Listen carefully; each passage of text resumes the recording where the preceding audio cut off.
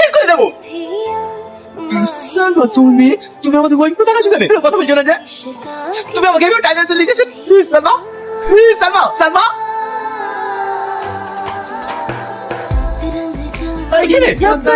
আমরা কোথায়? কে তুই? তার বাচ্চা আমার বন্ধু থেকে গেলে আমি তোকে ছাড়বো না।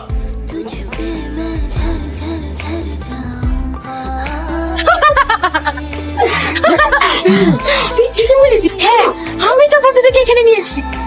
এসব কি বলছো সালমা? ও এখন তোর সালমান না, ও এখন আমার বলছে। ও কেন? তুই সব বন্ধুরা আমার বলছে। কে তুই? তুই আমার বন্ধুদের ঘেরে নিয়ে এসছিস কেন? কি চাস তুই? আমি তোদের বলি দিতে চাই। তুই কেন?